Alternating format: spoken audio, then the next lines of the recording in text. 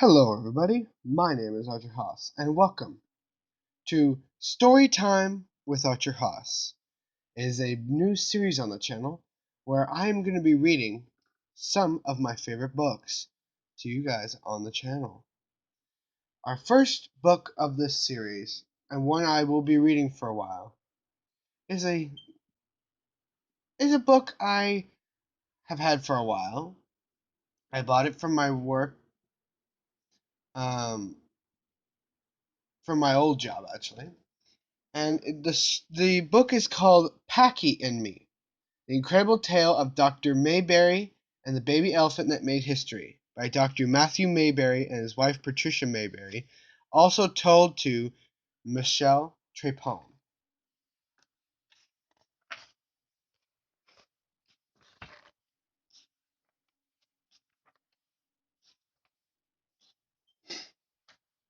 Now, I'm going to be starting off by reading the first and second chapter of this series. As soon as I get to it. Here we go. Chapter 1: The Great Portland Elephant Watch. In the frosty dawn hours of April 14th, 1962, a hairy, pink baby elephant plopped back feet first onto a straw-covered floor at the Oregon Zoo, then known as the Portland Zoological Gardens. Not one single press camera clicked, surprising since the media lived in the elephant barn around the clock for more than 3 months, just to capture this moment. Magically, though, a zoo movie camera quickly recorded Packy's historic birth. I say magical. By the way, this is in the voice of Dr. Matthew Mayberry himself. I say magical because I was so focused on ensuring a safe delivery that I never noticed the filming. Truthfully, I was glad the press wasn't there, causing noise or popping flash bulbs around Belle, the mother. I didn't want any interruptions that might jeopardize this delivery. But I'm sure glad now that at least one camera rolled so that the world, like me, can still enjoy seeing Packy's first wobbly moments of life. My name is Dr. Matthew Mayberry, though most folks call me Doc. In 1962, as the zoo's first ever full-time veterinarian, I delivered Packy, the first captive elephant born in an American zoo. To say that this birth was a big deal is an understatement of elephantine proportions. Today, baby elephant photos regularly pepper newspapers and television screens. But in 1962, such photos didn't exist. Baby elephants didn't exist, at least not in Western Hemisphere zoos or circuses.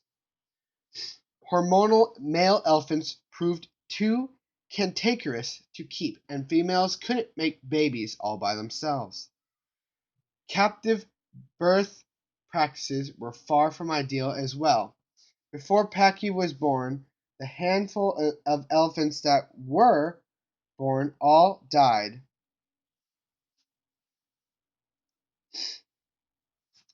All died in infancy or shortly thereafter.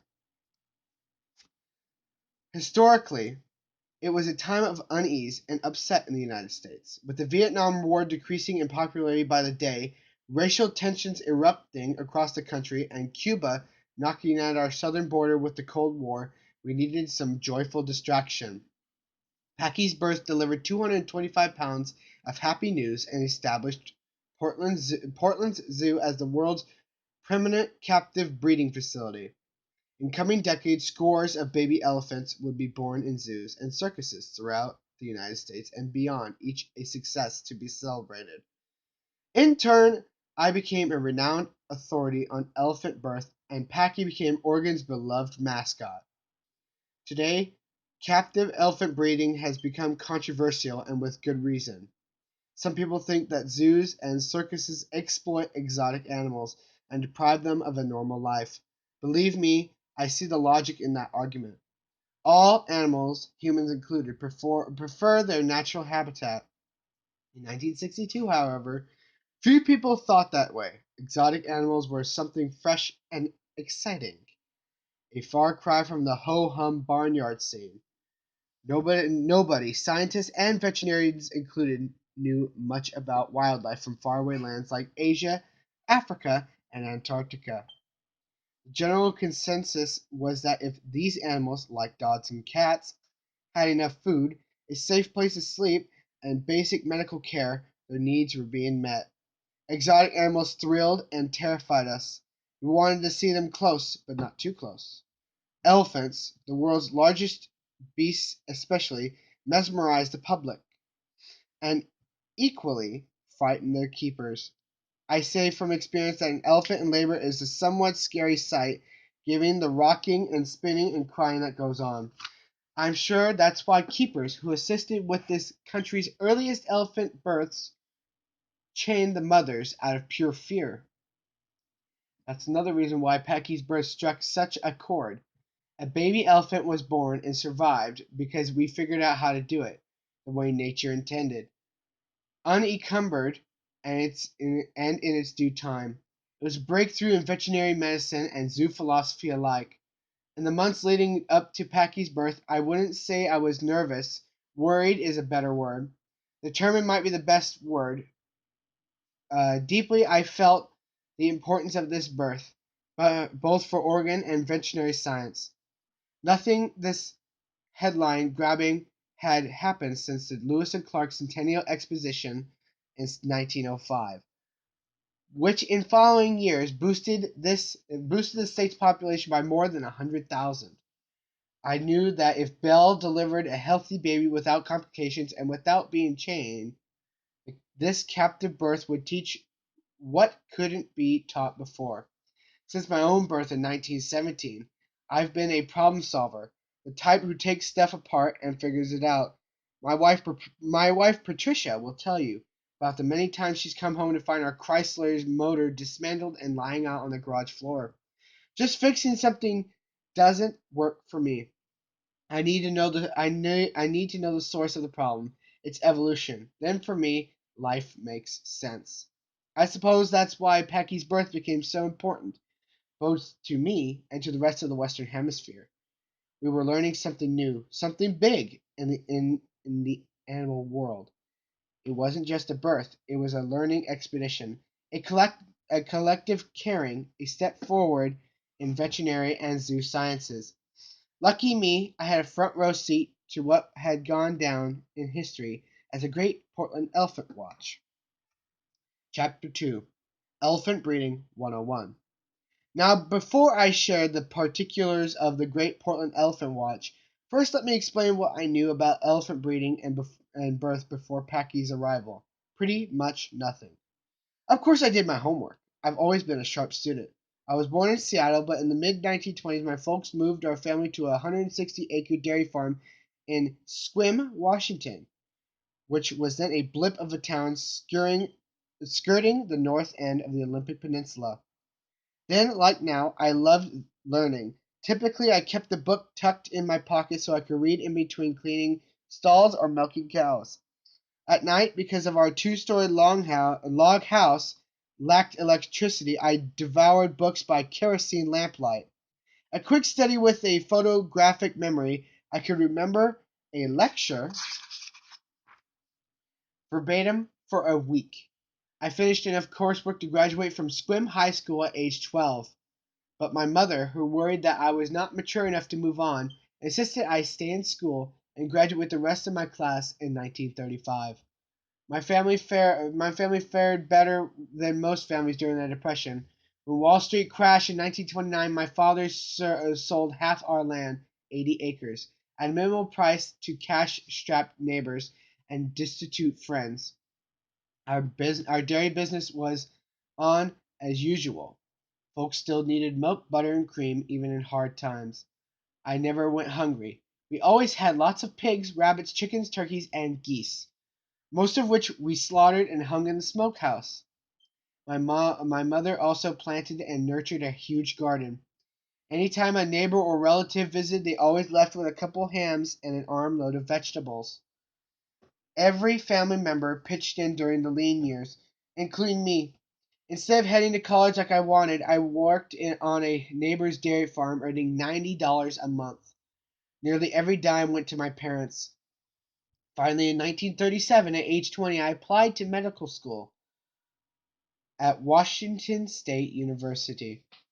I always wanted to be a doctor. My family descends from a long line of physicians. But when the medical school rejected my application because I could not pay for the first year's tuition up front, a family friend steered me toward the university's veterinary school, where tuition could be paid overtime. It took me a decade to finish. Family issues and World War II slowed my progress, but in 1947, I finally graduated from Washington State among the top students in my veterinary medicine class. But none of my farm upbringing or years of veterinary training included any instruction in elephant breeding and birth.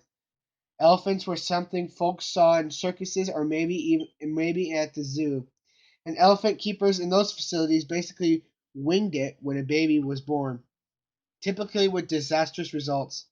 As writer Shanna Alexander shares in her book, The Astonishing Elephant, the little that was known of the abilities and habits of elephants was a ragbag of lore and anecdotes handed down by unlettered circus hands, trainers, zookeepers, manhuts, handlers in India, Uzis, handlers in Burma, ranchers, historians, and a few fabulists. The one thing I did know was that Belle was definitely pregnant. In December 1961, Morgan Berry, an animal importer who lived near Seattle and owned Belle, felt fairly certain she was expecting. He had witnessed Belle and his bull elephant Tong La mating in July 1960, but Morgan was not 100% sure. Pregnancy tests for elephants did not exist, and no American vet, me included, had ever made such a diagnosis. Unlike pregnant women whose bellies bulge after a few short months, an extra 1,000 pounds on a 6,000-pound elephant barely shows. Only in the final months can the human eye detect growth, as well as fetal kicking. It took vaginal smears and a pelvic examination of Belle's blood vessels for me to confirm that a baby was growing within her. That's when I became like Sherlock Holmes, searching everywhere for clues about captive elephant breeding. It was a frustrating hunt. Little had been published about elephant birth, and the internet nowadays bursting with facts did not exist. I found one book, Patterns of Mammalian Reproduction by S.A. Asdell of Cornell University, but it dedicated just a page and a half to elephants, most of it useless. Asdell wrote that gestation lasted around anywhere from 500 to 720 days, meaning between 17 and 24 months. A huge gap of time for a vet to be at the ready. Another book, The Care and Management of Elephants in Burma, by A.J. Ferrier, informed from the 12th to the 16th month, a pregnant female could do light work but should on no account be made to aong in streams during rises, as she may be stuck by floating logs. I wasn't sure by what aong meant, but I didn't think Belle would be doing it at Portland's zoo. I did learn about the first elephant to ever set foot on United States soil. The unnamed elephant arrived in April 1796 on the trading ship America. Captain Jacob Crowninshield, who bought the young pachyderm for $450 in Bengal, nowadays modern-day Bangladesh, soon sold his purchase for $10,000 to a John Owen of Charleston, South Carolina. Mr. Owen obviously recognized colonial America's thirst for entertainment because he advertised in newspapers everywhere, "Come see the elephant for 25 cents." And people did in hordes. My research also taught me that just six captive elephants had been born in the United States. Sorry about that, folks. The first ever arrived on March 10th, 1880, to parents Hebe and Mandarin, who mated in London while working for the Great London Circus. As luck would have it, The Great London Circus became part of Cooper, Bailey and Co.'s circus in the United States before the birth, and when Hebe, better known as Babe, delivered little Columbia, nobody could ever be nobody could have been happier. Then circus co-owner James A. Bailey, rival circus owner P.T. Barnum, reportedly offered $100,000 for the newborn. Bailey wired back, "Will not sell at any price." The second captive elephant born on February February 2nd, 1882, a lengthy story in the New York Times. Beneath the huge headline, "Barnum's Baby Elephant," the reporter meticulously detailed the birth of the smallish 45-pound baby who was named Bridgeport, after her birth in Connecticut. The reporter's story exemplifies how elephants were historically handled during birth.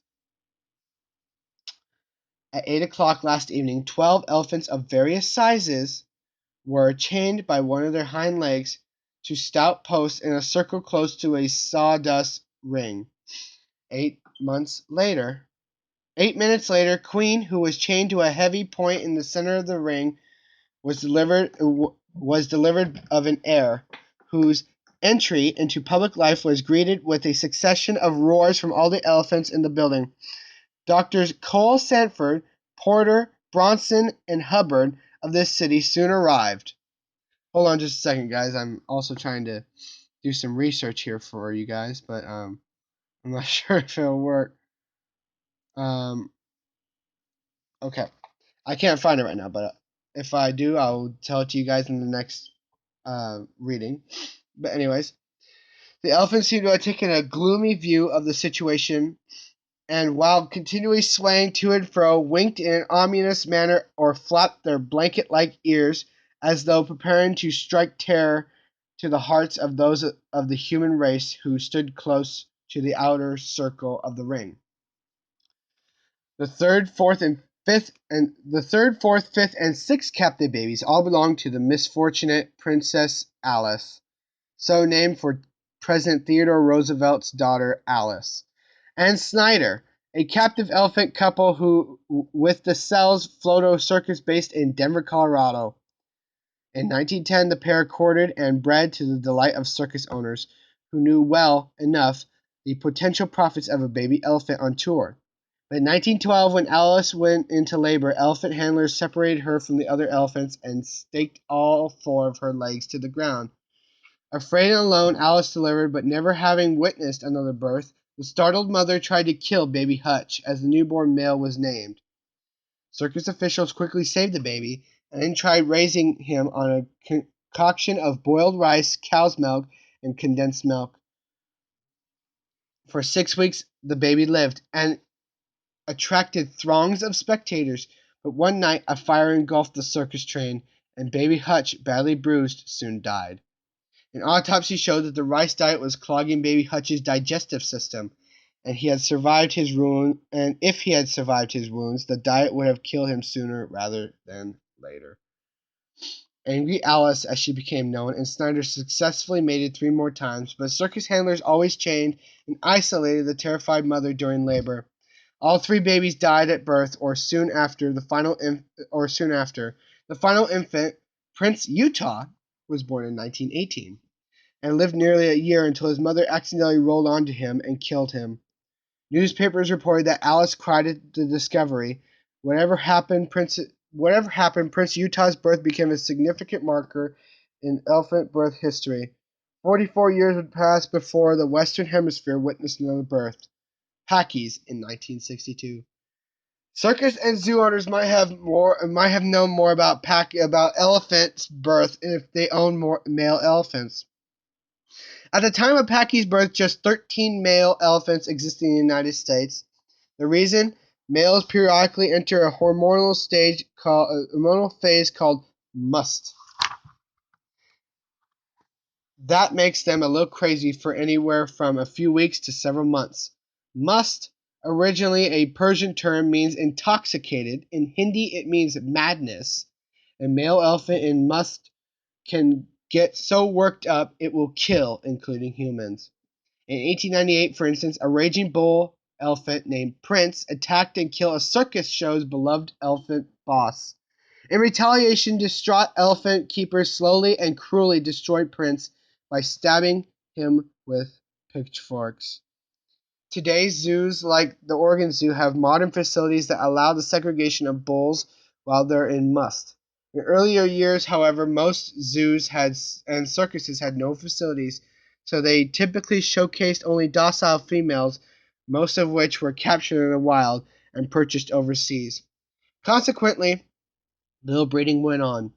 A few captive male elephants that were in the United States were heavily chained or led monastic lives.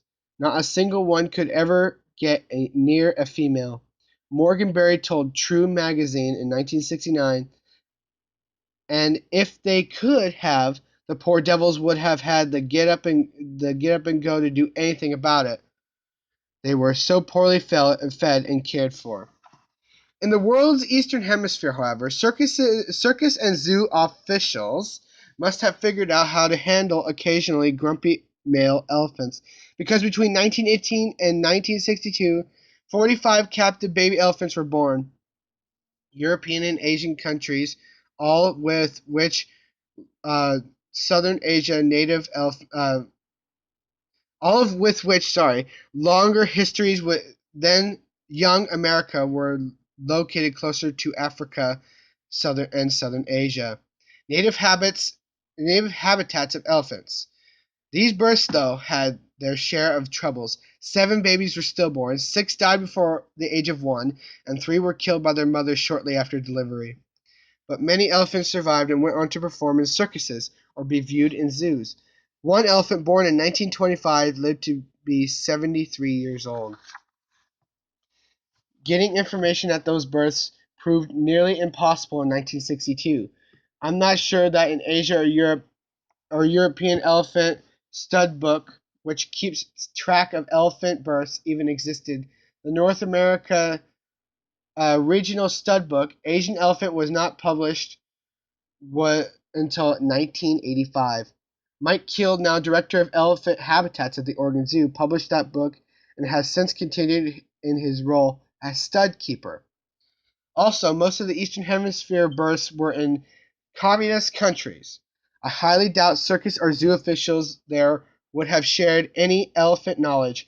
Such was the world's political climate at the time.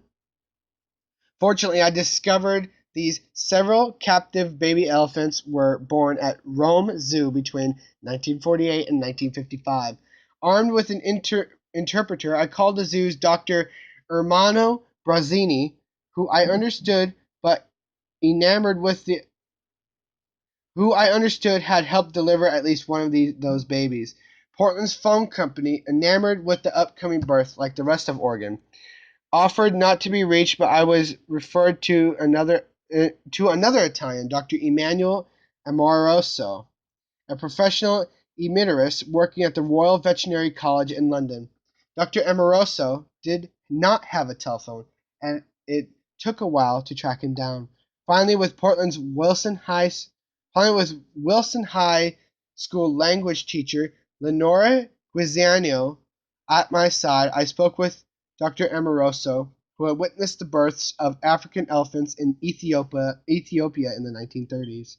His best advice: watch for a sudden drop of 1 to 3 degrees in Bell's normal temperature of 98 degrees Fahrenheit. That meant birth was 12 to 24 hours away. I appreciate Dr. Amoroso's knowledge of African elephant births, but I wasn't sure if it applied to captive Asian elephants. Just in case, I took Bell's temperature daily, a chore that might not appeal to everyone. Shedding my shirt and undershirt, I smeared Vaseline on the right arm up to my armpit and shoved a large animal thermometer lashed onto a long spear-like dowel into Bell's rectum. Bell's temperature, though, remained pretty much normal in the long months leading up to delivery, and when she was in active labor, I wasn't about to interfere by sticking anything inside her. Really, my best source of information about the Elephas maximus came from Morgan Berry. Both Morgan Before Morgan bought Bell, he spent a great deal of time in Asia, gleaning any information he could find about the species in India. In the city of Sampur, Morgan attended an annual Mela, a fair of ancient origins which featured more than 500 elephants. There he spent 2 weeks measuring and photographing elephants. More importantly, since he planned to breed, he learned about love making. Elephants, Morgan discovered, are a lot like humans in that they court and fall in love. Then they practice mating, with the male mounting the female but not actually penetrating. Finally, the pair consummate at least once and possibly 3 or 4 times over a 24-hour period. The honeymoon phase lasts 4 months afterwards. The Mahots told Morgan that elephants definitely do not breed while they are chained. They typically journey far into the forest away from human eyes to court and mate. The little that I had learned about elephants' delivery led me to one definite conclusion: Belle should not be chained during labor. Like other herd animals, elephants naturally depend on one another for support and friendship. Chaining only frightens an elephant, especially a pregnant elephant. I also figured that a mama elephant needs her best friends or aunties during labor and after delivery. My somewhat futile research attempts left me stumped, but but not defeated. I knew Belle would eventually solve this pachydermy puzzle by giving birth. All right, ladies and gentlemen, that was the first 2 chapters of Packy in Me by Dr. Matthew Mayberry. Thank you guys so much for listening. Haas you are the Haas. My name is Archer Haas, and I will see you in the next video. Goodbye, and see you later.